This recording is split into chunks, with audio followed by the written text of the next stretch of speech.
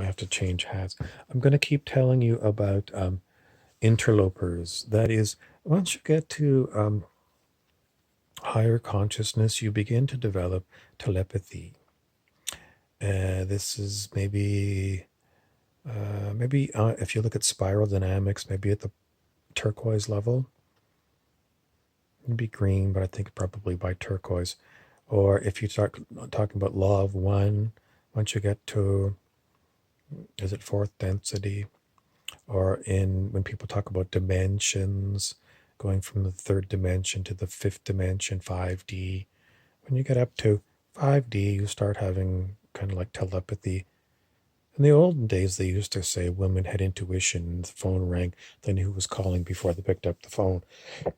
This is more advanced telepathy. It's when you've got personalities that talk to you. Channeling is usually what they call it on the internet. The original channeled works were like Course in Miracles in the late 1970s. Law of One, I think, was 1980s. What does channeling mean? It means you got this information by telepathy from some other personality. Why am I talking about this? Well, because I do sometimes channel, and the issue that I have with channeling is I don't have a filter. And some of these entities come and stay. And what they do is they're nasty. They come and I'll be talking, and then they'll start talking at the same time as me. Or they'll make breathing noises, heavy breathing noises. And they only do it because they can.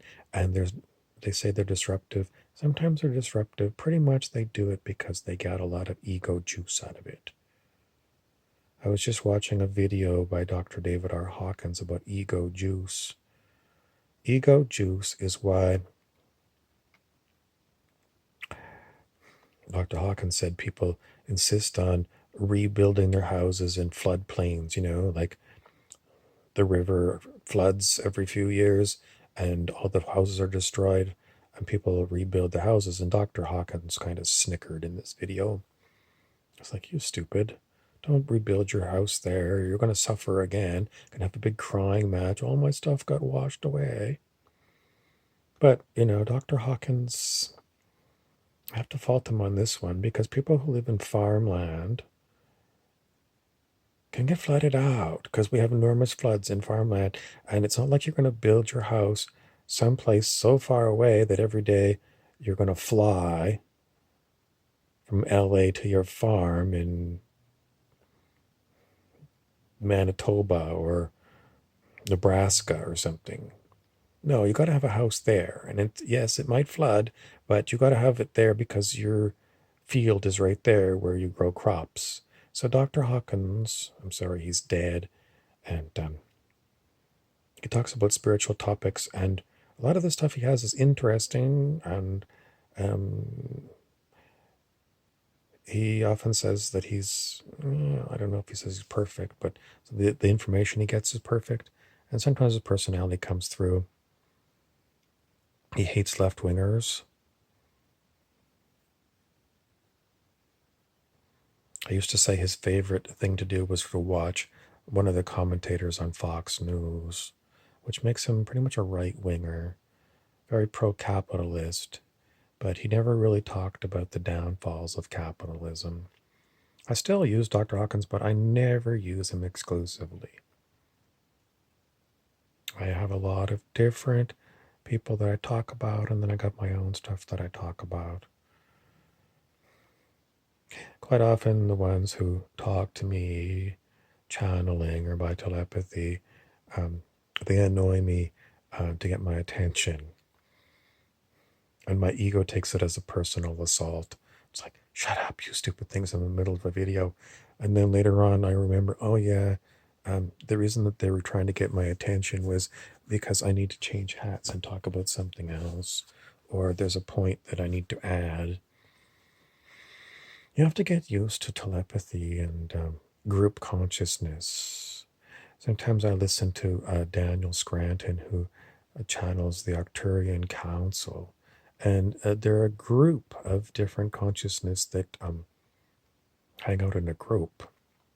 And they're not even physical anymore. They've evolved beyond needing a physical body. What? Yeah, this is what you get from channelings. More advanced creatures from Arcturus originally. And now they're just consciousness, and they don't have a body.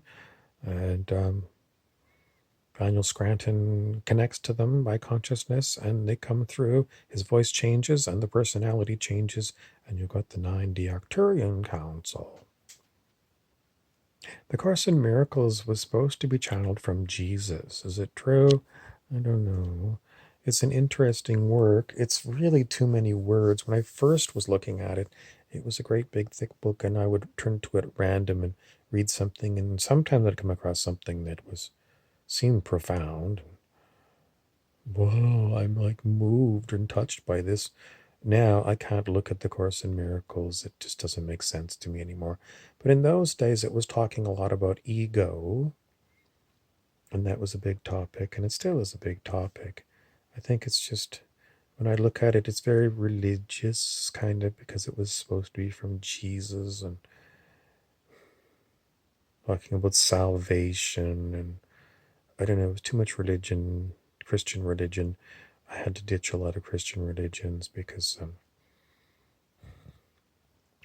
I still come back and look at some things with a new eyes, but a lot of it is very grade 3.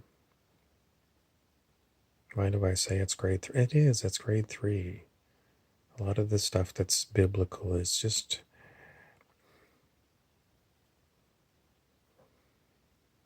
it's a story you might, well, maybe not in grade 3, but maybe by, grade 5, 5th grade, you could read some of this biblical stuff. And 5th grade, could you read, if you were smart, you could read some Course in Miracles. Would you understand it? When I first saw the Course in Miracles, I don't know, I might have been 35. Did I understand it? I have a hard time saying I did, because I couldn't read the whole thing. It was very repetitive. Is it worthwhile?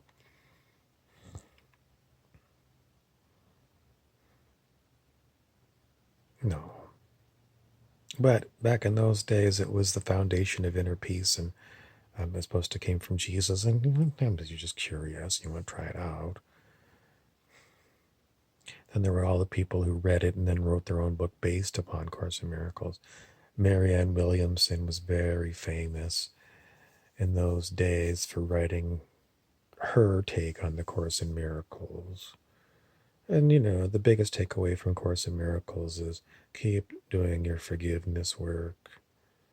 Keep forgiving people for ruining your life. Or in her case, it was different boyfriends that stabbed her in the back, and she had to keep letting it go or something. But it still works. Why does it work?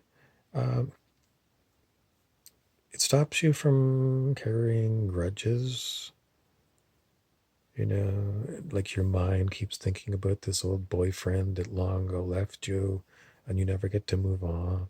And then you have 10 boyfriends over the past 10 years, and then you meet a new person, and the new person looks at you, and all you can talk about is your old boyfriends. And the new person says, I don't want to date you because you've got baggage. And the baggage is, you haven't let go of the last 10 boyfriends you had. They're still active in your head, and you don't even see them anymore. So you're carrying on relationships with people who left you long ago. Whereas if you've forgiven them for everything that,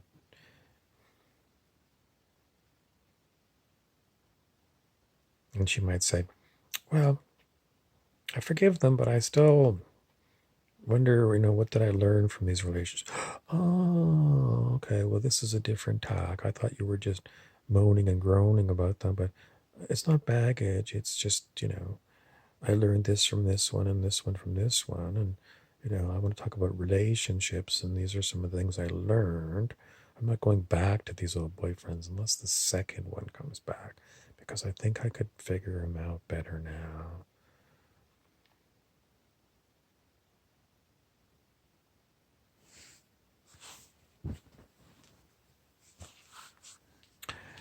But the reason I make these videos is um, I could watch Netflix.